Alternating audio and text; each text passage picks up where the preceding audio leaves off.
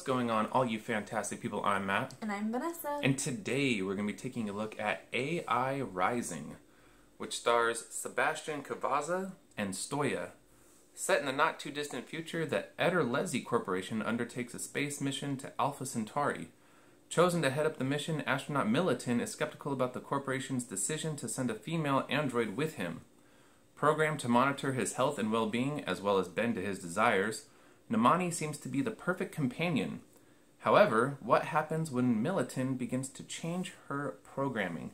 So, AI Rising is actually a film out of Serbia, and it's based on a 1980s short story. And we didn't really know much of anything about this film until we saw the trailer, and it kind of sort of piqued our interest. I'm always up for a good sci-fi film, movie, story. Yes. This film kind of turned out to be somewhat of a mixed bag. I have mixed feelings about it. I know a lot of people, this is going to sound really weird, a lot of people are eager to dismiss this film as sort of a soft-core sci-fi porn film, which I never really thought I'd ever say in a review. Ever? And while that is somewhat fair, it's also really shallow. Yeah. And not quite accurate. Yes, this film does deal with sexuality a lot. However, me personally, my own opinion, I found this film to be a rather interesting character study. Because Militin, being the main character, he's messed up in more ways than one. This is a look at a very damaged man. And his encounters with women. He does not have healthy relationships with women. No. At all.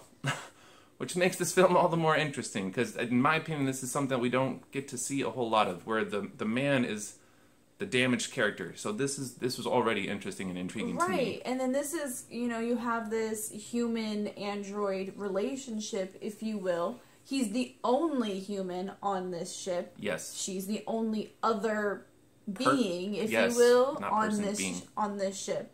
And so it's like, what would happen if something is designed and programmed to do anything and everything that you want or need?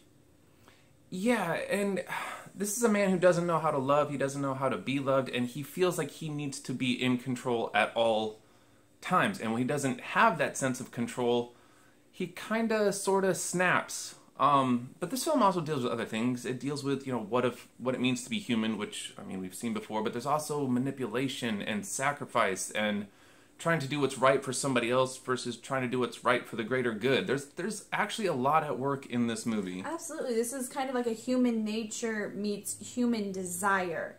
What would you risk to be chosen instead of just having something programmed, Yeah, and without getting into any spoilers, I do like what happens when Militin does start to change her programming, because that's when the relationship kind of shifts in terms of power. Mm-hmm. And it's really intriguing to see when that power shifts from him to her, because he thinks he's doing her a favor. She doesn't see it that way, and it does get interesting. Yeah, it's almost a cross or a confusion between selflessness and selfishness. Yes. Yeah. Absolutely. Thin line right there. Yeah, I like that. Now, with that being said, although, I almost forgot, you were going to talk about the film score, which I also really liked, but I know that was a note that you had. I actually loved the music in this movie. I thought the visuals were pretty good, considering this is a lower budget sci-fi movie. I thought the visuals were pretty good. But the music, honestly, the last song during the credits, I think I rewound and I downloaded it immediately and listened to it. Yeah, and the music does fit the film, and also I do like the visuals. And this is a low budget film. I think when I looked it up, it translated. I'm sorry, I don't know what the Serbian dollar is. Currency is, but translated into American dollars, it came out to $398,000. That was their budget. So the visuals surprisingly looked really good. But this film could have been better. I do like the acting in this film. I don't really have any qualms with that. It could have been better. Yeah. It's not great acting. But I thought they did a good job. But my biggest thing is I feel like the story, it could have been cleaner, tighter.